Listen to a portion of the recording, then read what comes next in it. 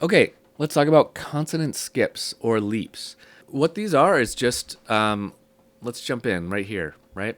So we're going to go to two notes without crossing through a dissonance. And we do that with the consonant skips. Now, these are sometimes called chordal skips, as in a skip within the chord. So what that means is, let's look at this chord. So we have an E and a G on these first two notes. Okay, so if, let's just go way out here. Let's see, what chord could that possibly be? If I put an E and a G down, there are two possible things that that chord could be. I could add a B, and that makes it an E chord, or I can add a C, and that makes it a C chord. So depending on what note I use, I'm going to kind of define what that chord is. So let's go here. We used a B here, so we finished it out as an E chord, and that makes kind of sense because the note in the bass is probably the root of the chord in this case.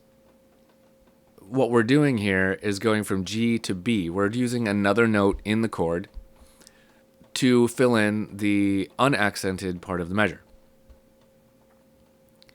It doesn't create a dissonance because it's in the chord.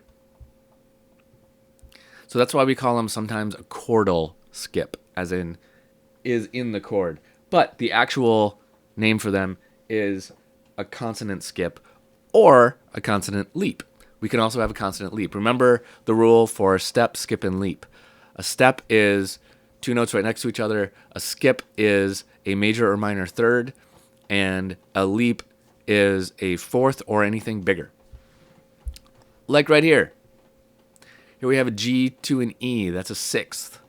So that is a leap.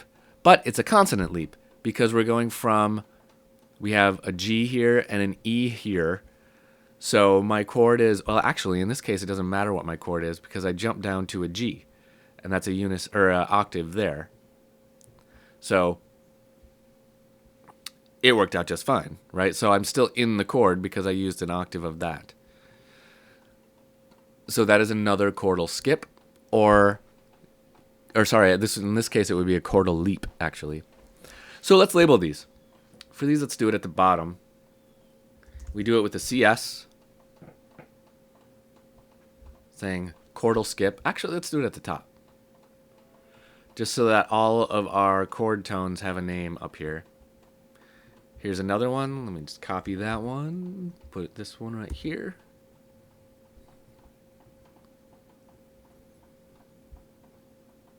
Okay, so there's another chordal skip. Then we can go here, and here's another chordal skip. Because F is in the bottom. Actually, we can identify these pretty quickly if we just look at our intervals that we've laid out down here. If we've got two consonant intervals in a row, it's going to be a consonant skip. So let's go right here and say CS. Consonant skip.